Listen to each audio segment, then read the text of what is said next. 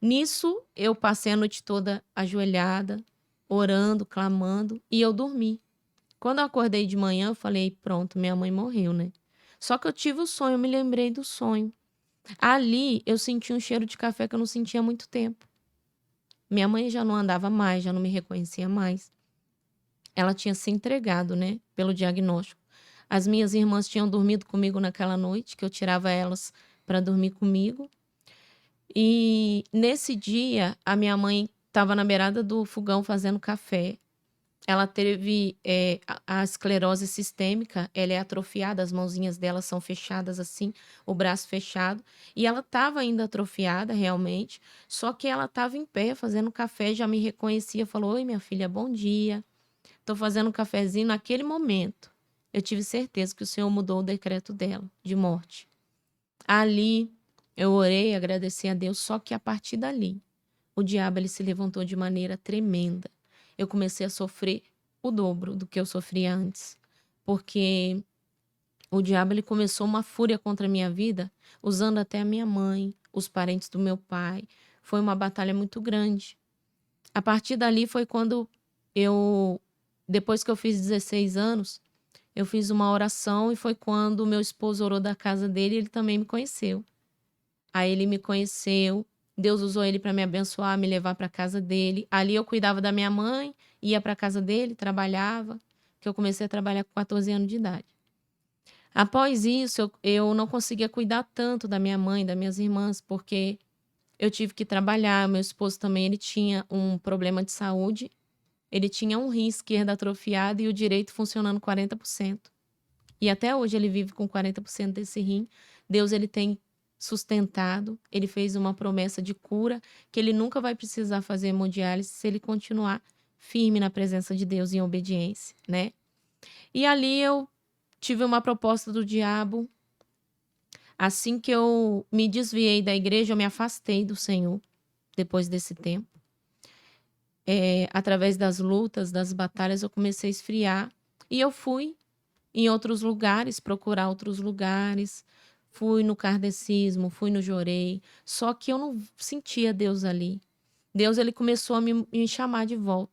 Foi quando o demônio apareceu no meu quarto e fez uma proposta para mim. Os meus filhos eles têm visão aberta, assim como eu. E o meu mais velho, ele tinha 2 aninhos, ele falou: "Mãe, tem um moço atrás da estante, da cômoda. Eu tô com medo". Aí vem um senhor muito bem arrumado, fez uma proposta para mim de eu entregar minha alma para ele, ele me daria toda a riqueza que eu quisesse. Ali ele me mostrou várias pessoas gritando meu nome, ele falou que ele ia me dar um dom, era só eu assinar essa proposta. E nessa época a gente estava passando muita luta. Ele falou: "Com Deus é devagar, se você escolher com ele é devagar". E eu falei: "Eu só quero a presença de Deus e o céu", porque quando o diabo ele sabe que Deus tem uma proposta muito grande para sua vida, um propósito, ele vai tentar oferecer coisas antes. Só que eu nunca tive atenção em nada material. Eu nunca tive atenção em nada de riqueza.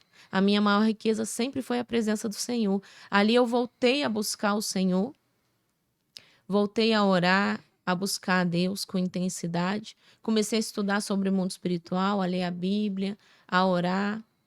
Ali eu comecei a entender sobre a autoridade que eu não tinha e voltei para a presença do Senhor. E assim a minha caminhada está até hoje. E é interessante que será que foi por causa dessas experiências de ver o mundo espiritual e dessas batalhas que você enfrentou, que você entrou porque existe vários tipos de ministério, mas o seu é da linha de libertação. Sim. Tem a ver isso ou foi Deus que falou: "Você vai estudar nessa área", ou foi por causa da sua própria luta levou a ficar focada na libertação, entender sobre esse mundo espiritual? Desde a infância, quando eu entrava na casa da minha avó, demônios se manifestavam e falavam que me odiavam, que eu ia atrapalhar muito eles. Então, eu vi ali que eu já nasci nesse ministério de libertação. Quando a gente tá no ventre da nossa mãe, o nosso ministério já Deus, antes de a gente nascer, a gente já tem já um ministério escolhido. Deus já coloca cada um para um ministério. Então você acredita que Deus já falou: "Seu ministério é libertação". Isso desde o ventre da minha mãe, eu já nasci com esse chamado. Isso daí era natural aonde mesmo acontecia? O Paraná? Onde é a sua cidade Rio de natural? Janeiro, Rio de, Valença. Rio de Janeiro. Isso. Eu achei aqui um tema bem interessante, que eu acho que não lembro se nós se aprofundou no podcast. Primogenitura espiritual. Herança, autoridade, posicionamento. O que é isso? Muita gente fala sobre isso, resgate. Isso. Qual é a sua visão sobre isso? A minha visão sobre isso é que não é necessário fazer o resgate da primogenitura. Quando eu orei, tudo que eu vejo assim sobre resgate, sobre a oferta do cordeiro, eu oro ao Senhor e pergunto. E o Senhor falou: eu não estou nisso. Falou para mim. Eu não estou nesse resgate porque através de Cristo nós já fomos resgatados. Quando ele morreu na cruz, ressuscitou, ele já pagou todo o preço, o sangue dele já foi derramado ali pelos nossos pecados, ele se fez maldição por nós. Então, o que que acontece? O resgate da primogenitura, se alguém quiser orar e fazer, por exemplo, eu quero resgatar minha primogenitura, eu vou colocar ali uma oferta que Deus colocar no meu coração, no meu ministério, e vou fazer, amém. Sentiu de Deus, amém. Mas esse negócio de, tanto para você resgatar a sua primogenitura, para mim o Senhor não está nisso. O Senhor falou para mim que isso não é necessário.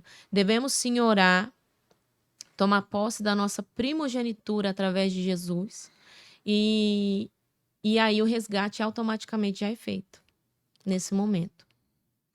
E a música, palavra e imagem tem influência no mundo espiritual? Tem pessoas que podem ficar possesso ou oprimido por causa de música? Tem. E aí uma pergunta para você, você vai explicar sobre isso.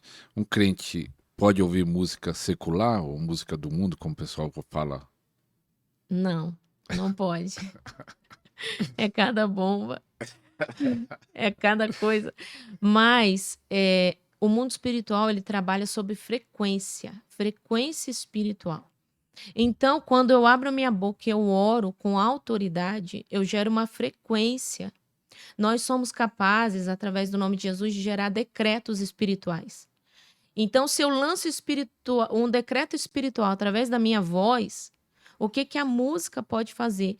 Eu vejo vários jovens oprimidos, depressivos, que escutam músicas e aquelas letras entram na mente. E através daquilo traz a influência para a vida daquela pessoa, abre portais de acesso para demônios. Dentro da mente. A mente, ela pode ficar presa em cativeiros espirituais. Então, a música, ela não é do Senhor, honrando o nome do Senhor, glorificando o nome do Senhor, ela é do maligno. Então, ela causa, sim, um impacto muito grande na mente. Mesmo que a pessoa fale, a letra é tão bonita. Sim, é a frequência. É a frequência. É a frequência. Independente da letra, do Independente ritmo. da letra, do ritmo. É a frequência espiritual. Tem lugares que só de você fazer certos batuques invocam entidades. Então, a frequência espiritual da música, ela vai mudar o ambiente e ela vai trazer cativeiros e legalidade. Você falou algo interessante, que a mente pode ficar em cativeiro. Explica Sim. isso, como é isso. A nossa mente, através de coisas que nós fazemos, podem levar a cativeiros mentais. Tem gente que fala, irmã Ana, eu não paro de sentir opressão espiritual. Eu não paro de receber seta na minha mente. Só que a mente dessa pessoa, ela pode estar presa em cativeiros espirituais, prisões invisíveis que no mundo físico a gente não vê. Mas pelos sinais dá para ver que essa mente está presa em cativeiro. Por exemplo, se ela passou traumas passados e ela não for curada desses traumas, a mente dela, a alma dela pode ficar presa em cativeiros espirituais. E aí precisa ter a renúncia, a libertação, a confissão, para essa pessoa ficar liberta. A nossa mente, ela tem que estar cativa à obediência de Cristo. Se nós não estivermos, está na palavra, diante das leis do Senhor em obediência, vai gerar cativeiros e prisões espirituais. A pessoa pode alcançar a libertação sozinho ou precisa de ajuda? Depende. Às vezes, ela consegue a autolibertação. Se a pessoa fez a confissão, o primeiro passo é se arrepender da libertação. Se arrependeu, confessou diretamente a Deus. Não precisa confessar obrigatoriamente a líderes, tá? confessou ali, fez uma folhinha diretamente a Deus. Senhor, me perdoa. Eu confesso esses pecados aqui ocultos, essa pessoa que eu libero perdão, esses traumas aqui, Senhor, vem curar. Eu exponho cada ferida para o Senhor curar.